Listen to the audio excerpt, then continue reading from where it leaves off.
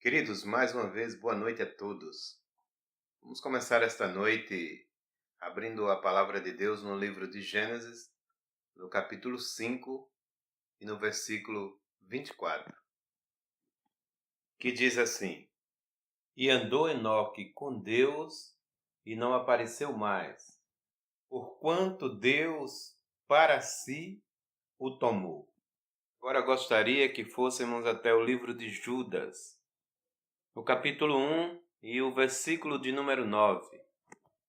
Então, como vemos, está escrito assim: Mas o arcanjo Miguel, quando contendia com o diabo e disputava acerca do corpo de Moisés, não ousou pronunciar juízo de maldição contra ele, mas disse: O Senhor te repreenda.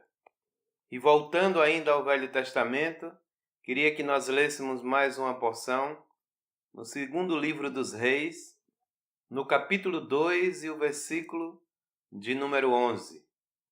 E sucedeu que, indo eles andando e falando, eis que surgiu um carro de fogo, com cavalos de fogo, e o separou um do outro, e Elias subiu aos céus num redemoinho. Queridos, nós acabamos de ler 3 textos da Bíblia Sagrada. 3 textos distintos, 3 textos distantes, 3 textos que nós vamos tentar falar dele de forma que eles se completem, porque elas relatam histórias únicas escritas na Bíblia Sagrada. Desde que Adão pisou aqui nessa terra, até os dias de hoje em que nós estamos vivendo, nunca houve na história da humanidade pessoas de características tão fortes, tão próprias, como a destes homens que nós acabamos de ler agora, e usamos apenas um versículo para falar de cada um deles. Então, a primeira história que nós lemos foi de um homem chamado Enoque. O segundo foi de um homem chamado Moisés. E o terceiro, um homem chamado Elias. Então começo perguntando o que é que esses 3 homens eles têm em comum, já que as suas histórias se distanciam, alguma entre até milhares de anos entre si. A história de Enoque, por exemplo, é uma dessas histórias que, quando nós meditamos nela por um pouquinho de tempo, ela aguça a nossa curiosidade e nos faz ir muito além daquilo que apenas está escrito aqui. Porque, queridos, quando nós nos interessamos por algo, nós não ficamos retidos ali na superficialidade, mas procuramos subsídios a mais para nos informar acerca do assunto que nos interessa. Então é aí que nós descobrimos a importância que Enoque ele teve no seu tempo, na dispensação a qual ele viveu. Um homem que no tempo da corrupção do gênero humano era tão grande, mas tão grande, que se tornava algo muito grave, ao ponto que o próprio Deus ele desistiu da humanidade. Mas o interessante é que no meio de tanta gente corrupta, Deus ele encontra um homem e toma ele pela mão, e para não falar com ele no meio de uma sociedade podre, corrupta, fedida, Deus ele vai arrastando ele para o meio do seu coração, para dentro do mais profundo da revelação. E quando ele já está bem longe, caminhando há bastante tempo já com Deus, e ele agora quer voltar para casa, e Deus olha para ele e vê o caminho e diz: Enoque, você já andou tanto comigo, que você está mais perto do lugar onde eu moro do que da terra onde você habita. Então eu quero que você venha morar comigo. E a palavra de Deus diz que Deus para si o tomou. Enoque foi um homem que viveu num tempo distante, e muito distante, longe de tecnologias, longe de acesso à internet, longe de equipamentos que dão ao homem capacidade de, entre aspas, até prever o que vai acontecer. Claro, na verdade, tudo dentro da limitação da psicologia natural. Então, quando abrimos a palavra de Deus, lá no livro de Judas, nos versículos anteriores ao que nós lemos, nós podemos ouvir Judas ali gritando para todos ouvir, dizendo assim: assim profetizou o sétimo depois de Adão, Enoque, eis que vem o Senhor com milhares dos seus santos. A profecia aqui é tão profunda e tão perfeita que ele não diz que viu o Senhor vindo com milhares dos seus anjos. Enoque viu o Senhor vindo com milhares dos seus santos. Que Enoque aqui ele viu a vinda do Senhor já depois que ele encontrou com a sua noiva nos ares. Mas esse não é o assunto do momento ainda. O interessante aqui é que Enoque viu o Senhor vindo com milhares dos seus santos. E quisera eu e quisera você que um daqueles santos ali na visão de Enoque fôssemos eu e fosse você. Esse mesmo Enoque, ele deixou um livro escrito. Infelizmente, ele não passou no concílio para fazer parte do compêndio que iria compor ali a Bíblia Sagrada. Mas se um dia você tiver oportunidade e curiosidade, entra na internet e procura ver lá o livro de Enoque. Até mesmo porque foi de lá que Judas ele tomou esse versículo que está escrito ali no seu livro. Então, saindo de Enoque, nós também vimos ali uma outra história, a história de Moisés. Um homem que nasceu de uma maneira estranha, diferente. Um homem que nasceu num tempo que não era para ter nascido. Satanás e Faraó ali fez uma aliança e determinaram que nenhum menino hebreu deveria nascer. E as 12 tribos de Israel, quase todas, se entregaram a Faraó dizendo: não vai haver menino mais, porque nós não vamos deixar que os nossos filhos se casem. E a gente consegue ver isso quando observa lá em Êxodo, capítulo 2 e no verso 1, a história de uma única tribo que teve coragem de casar seus filhos.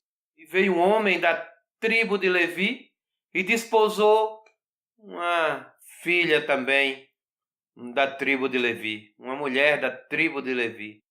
E ali se casaram, Anrão e Joquebede. Numa época em que não era para nascer ninguém. E você pode dizer, não é assim que está escrito na Bíblia. Na Bíblia está dizendo que não era para nascer menino. Pois é, mas as meninas já não eram bem-vindas naquela época. Mulher era vergonha na casa dos hebreus. E agora, homem era assassinado. E como eles temiam a Deus, não queriam que ninguém mais casasse, para que não houvesse esse tipo de situação entre eles. Se nasce homem, morte. Se nasce menino, vergonha. E eles não queriam nem vergonha e nem morte. E assim, eles decidem não mais se casar. E aí aparece essa tribo e dá 2 filhos para o seu casamento. E tinha que ser a tribo dos levitas. E é muito interessante quando você lê, quando você estuda sobre a tribo dos levitas. A gente descobre que os levitas, eles não gostavam de pegar no pesado. Os levitas, eles não gostavam de trabalhar, não gostavam de carregar tijolos. Foi a tribo mais difícil que os egípcios tiveram para controlar. Mas tinha 2 coisas que essa tribo sabia fazer e fazia muito bem. Pense num povo que sabia dançar e cantar. Então, à noite, quando as 11 tribos já estavam cansadas de pegar no pesado, de trabalhar o dia todo, era a única tribo que no meio do deserto, eles pegavam os seus tamborins, os seus tambores, a tribo dos levitas, e iam cantar e dançar, e alegrar e fazer a festa no meio do povo de Deus. Queridos, quando Moisés ele determinou a morte dos adoradores do bezerro, essa foi a única tribo que se levantou e disse: sim, Moisés, nós vamos matar. E os outros perguntaram: mas vocês vão matar os irmãos de vocês? E eles disseram: nossos irmãos não adoram bezerro. Nossos irmãos, eles dançam e cantam para Deus. E é por isso que eles se tornaram a tribo dos sacerdotes. E nós fomos inclusos nessa tribo, a tribo dos levitas. Então não era para ter nenhum filho. Aí vem 2 da tribo dos levitas e tem logo 3 filhos de uma vez. 3. E quem são esses 3 filhos que aparecem? Da tribo de Levi, Miriam, Arão e Moisés. E esse Moisés, ele não passou em branco na história. Porque pense no homem que não era normal. Esse Moisés era um homem que brigou com o próprio Deus. Pense no homem que Deus chamava ele e pedia conselhos para ele. Está escrito lá na Bíblia, Gênesis, Êxodo, Deuteronômio. Você vai ver Deus chegando para Moisés e dizendo assim: olha, Moisés, eu vou destruir esse povo. Parafraseando, você vai ouvir Moisés dizendo: olha, se eu fosse o Senhor, não destruiria não. E por que não? Me convença. O que é que os outros povos vão dizer? Que o Senhor tirou o povo do Egito só para matar eles aqui? E Deus, você tem razão. Levante e mande o povo marchar. Numa outra ocasião, nós vemos Moisés dizendo: o Senhor pode riscar o meu nome do seu livro, se você for matar eles. E aí Deus, ele diz: mas Moisés, você é o único amigo meu que conversa comigo, que relaciona comigo, que entra na minha tenda, que vem aqui falar comigo. Eu não posso, Moisés, riscar o teu nome. E Moisés: então perdoa o povo. Então vai, Moisés, por você eu perdoo esse povo. Mas aí tem um dia que Moisés sobe o monte e desce com 2 tábuas na mão. 2 tábuas da lei. Só o abençoado do Moisés sabia o que estava escrito ali naquelas tábuas. E quando ele chega embaixo, ele encontra o povo adorando o bezerro. Ele tinha ficado 40 dias lá em cima, no monte, sem comer e sem beber. 40 dias em jejum. E aí ele desce e vê o povo adorando o bezerro e ele diz: quando eu vi vocês adorando o bezerro, eu quebrei as tábuas que estavam nas minhas mãos. E voltei para o monte. E mais 40 dias. E mais 40 noites. Não comi pão. E nem bebi água. Então isso mostra que ele passou 80 dias em jejum.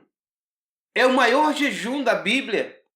Ele fez um jejum de 80 dias e qualquer um que trabalha na área da saúde vai comprovar o que eu vou dizer agora. Ninguém consegue ficar quase 3 meses sem comer e sem beber. Quando ele viu aquele povo adorando o bezerro, ele subiu aquele monte com a seguinte sentença na cabeça dele: eu não suporto mais também ficar perto desse povo. Porque esse povo trai em Deus toda hora. Então eu vou subir agora ao monte e eu vou morrer aí em cima. Prefiro morrer aí do que ficar com esses idólatras aqui. E quando ele chega lá em cima, Deus observa a fragilidade física dele. Então, Deus ali ele fez algo com Moisés que ele não fez com mais ninguém. Deus envolveu Moisés numa nuvem. E a nuvem que Moisés foi envolvido nela, havia tanta glória, mas tanta glória, que quando ele desce depois de 80 dias, Ninguém consegue olhar na face de Moisés. E agora, depois desses 80 dias, Deus, ele concede a Moisés o reflexo dessa glória de tal maneira que saía faísca do seu rosto. Moisés, irmãos, ficou tanto tempo com Deus que ele voltou parecido com Deus. Tá dando para entender aí? Um andou com Deus e Deus o tomou para ele. O outro caminhou com Deus, andou com Deus e ficou parecido com Deus. Então, queridos, Deus ele apresenta essa proposta para nós, dizendo que não quer que nós apenas andemos parecido com crente, apenas com cabelo de crente, roupa de crente, vestimentas de crente. Não! Deus ele quer refletir a sua glória através de nós. Precisamos entender que temos que carregar a essência de Deus em nós como Moisés e como Enoque. Queridos, a ciência diz que o homem é aquilo que ele come. Sim ou não? Por quê? Porque o homem é feito de terra. E o que é que nós humanamente comemos? Terra transformadas. Todos nós aqui comemos terra. Só que a terra que nós comemos é transformada. Porque a verdura vem da terra. Os legumes vêm da terra. A vaca vem da terra. Por que a vaca vem da terra? Porque a vaca come aquilo que a terra produz. É subproduto da terra. Então, tudo que nós comemos é terra transformada. Então, a ciência diz que o homem é aquilo que ele come. Se ele se alimenta bem, ele vai estar bem. Se ele se alimenta mal, ele consequentemente também vai estar mal. Come comida, mas lhe falta proteínas, então vai acontecer debilidades. Se come açúcar demais, dá diabetes. Por aí vai, porque nós já vimos que nós somos aquilo que nós comemos. Então, por que estou falando isso? Porque nós vimos Moisés descendo de um jejum de 80 dias, de que forma? Brilhando. O rosto dele está faiscando. E aí o homem racional, lógico, humano, pode perguntar assim, por quê? Por que ele voltou assim? E o Senhor vai te responder, não, ele ficou em jejum na mente de vocês. Porque aqui em cima ele se alimentou. E ele se alimentou muito bem. E aí podemos pensar, mas ele comeu o quê? Se ele não comeu pão, se ele não bebeu água. Mas ele se alimentou da glória do Senhor, da presença do Senhor, da magnitude, da essência do que o Senhor é.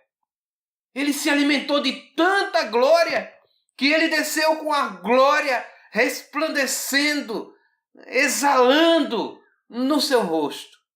Não só isso, como também nas mãos, nos braços, todo o seu corpo foi tomado pela glória do Senhor.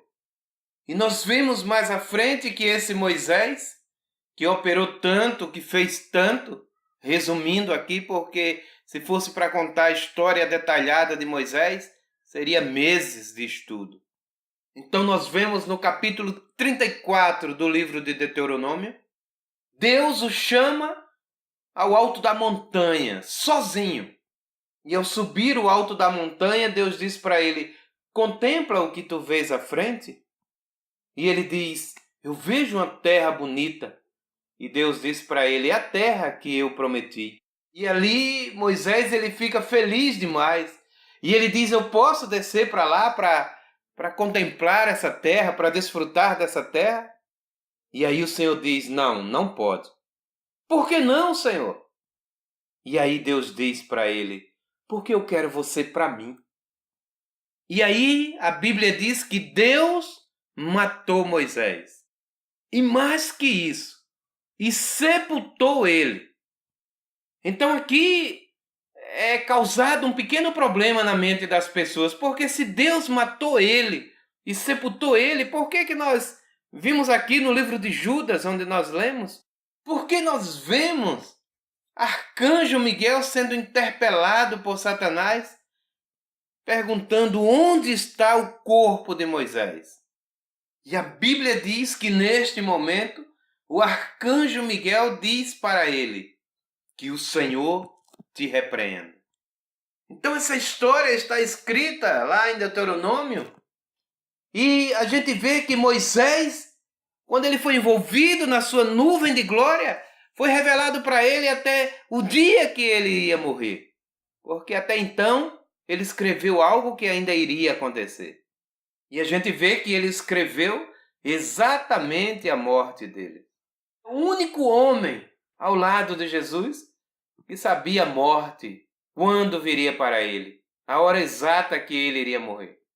Moisés e Jesus eram os únicos que sabiam a hora, o dia, o momento.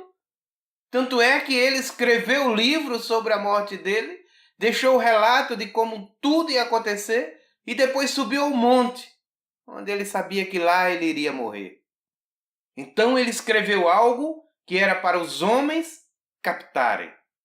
Então, 30 dias depois que Moisés ele não desce daquele lugar, os hebreus eles sobem com caravanas lá para cima e não encontram nem vestígio do corpo de Moisés. Porque a Bíblia diz que Deus escondeu o corpo de Moisés. Anos mais tarde, não muito tempo, só 3.000 anos depois, tem um nazareno andando na terra e ele chama os seus 3 mais chegados e ele recebe uma ordem e ele diz aos 3, vamos subir comigo ao Monte Taboa.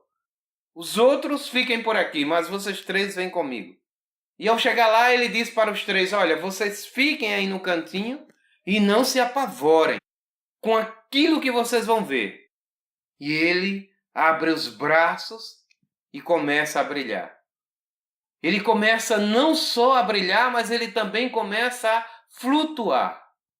E quando ele já está nesse estado flutuando, o céu se rasga e desce de lá 2 seres.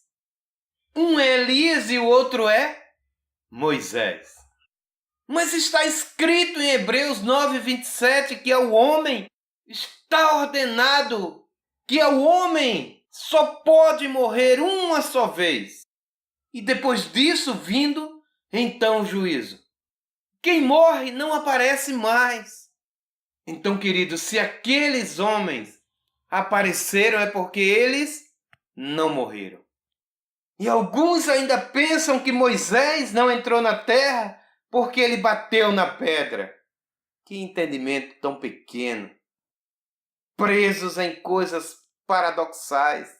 Nós, aqui hoje no século 21, depois de estudarmos, nós já sabemos que aquela pedra ali representava Cristo. Mas Moisés não estudou teologia. Moisés não sabia. Mas está escrito que Deus mandou ele falar a pedra e ele bateu. Mas quem é que não erra? Quem é que não tropeça? Então você acha que é por isso que Moisés não entrou na terra prometida? Não. Não. Deus tinha coisa maior para Moisés. Então Deus fez assim. Moisés, como o seu sonho é um e o meu é outro, o meu é maior que o seu. Você quer entrar na terra prometida, eu vou te levar para ela. Mas não a terra da terra limitada à visão humana, mas eu vou levar a terra que transcende os pensamentos do homem. Deus arrebatou o corpo de Moisés, abraçou com ele e levou ele consigo. Queridos, que pena que não dá para a gente falar dos 3 hoje. Mas aqui já fica bem claro que Deus ele está querendo mostrar para nós que com quem nós andamos é o que vai definir o nosso destino. De que maneira nós andamos? Quanto tempo nós andamos com quem? De que forma nós temos nos alimentado? Nós temos nos apegado, nós temos relacionado com aquele a quem pode mudar o destino das nossas vidas e nos levar para uma realidade que transcende todo pensamento, todo entendimento, e também todo o projeto que o homem possa fazer aqui na terra. Deus, queridos, ele não está limitado às coisas formais, às coisas organizadas que a terra determina. Deus, ele faz como quer, quando quer e com quem quer. Então, se você é um daqueles que de fato quer experienciar esse destino que Deus preparou para cada um de nós, reveja com quem você tem andado, com quem você tem investido seu tempo todos os dias, a quem você tem dispensado atenção, com quem o seu coração tem se apegado. Que tipo de alimento você tem comido todos os dias? Isso vai determinar o destino que você irá após o término do plano que Deus estabeleceu para a sua vida aqui na terra. Moisés, 120 anos. Esses homens que experienciaram isso, queridos, de não mais permanecer com seus projetos fadados a serem frustrados, mas tiveram um final totalmente metafísico, incompreendido pela ciência, pela humanidade, que gerou palco de discussões e de tantas dúvidas que a ciência ainda hoje rebusca tentando encontrar a lógica. Você também pode fazer parte desta realidade. Mas o fator que vai determinar isso na sua vida é com quem você anda, com quem você tem se apegado, a quem você tem entregue de fato e de verdade o seu coração. Qual o assunto que tem te interessado? Qual o ambiente que tem atraído você para viver? Qual o alimento que tem aguçado a sua fome? Que esta palavra possa despertar em nós aquilo que foi despertado no coração desses homens que andaram com Deus e Deus o tomou para si. Que Deus possa nos abençoar. Em nome de Jesus.